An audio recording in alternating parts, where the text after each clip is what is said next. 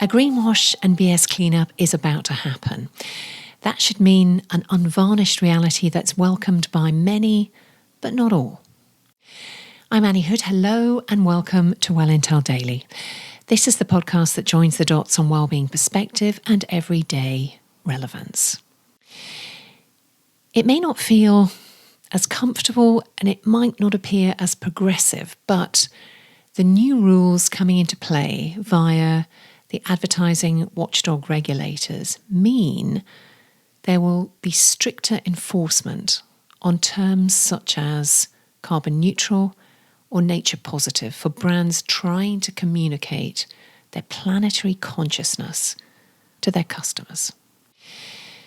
This is happening because there are so many false claims that use a very particular rhetoric that has you and I unconsciously imagining we're buying a brand or a product that lines up with our values and is operating in a way that means a positive impact on the planet rather than the reverse.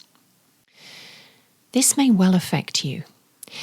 If you have a business or work or represent a brand that uses unspecific terms such as environment friendly to speak to the environment conscious consumer, you're going to be taken to task by the Advertising Standards Authority in the UK and others like it in Europe.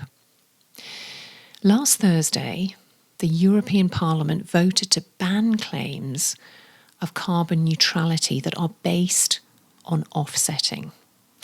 Now that's a direct challenge to airlines who frequently make use of offsetting to make flyers feel better or to make them think the carbon emissions from their flight have been cancelled out.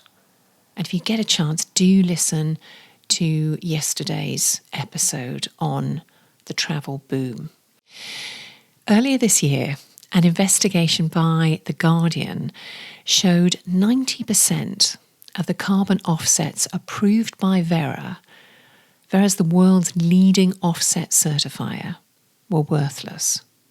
I should and will point out that they disagreed with this investigation. Of course, you and I can read about this from every angle we fancy. The point here, and why it matters to us, is an awareness of how systems will tighten up. This is a great example.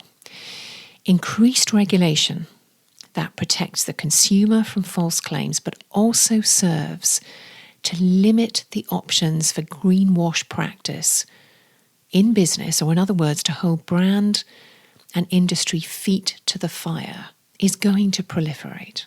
Expect more of this sort of regulation to steward a pathway that means you and I, your company and mine, will either move rapidly to more sustainable practice or become more difficult to operate.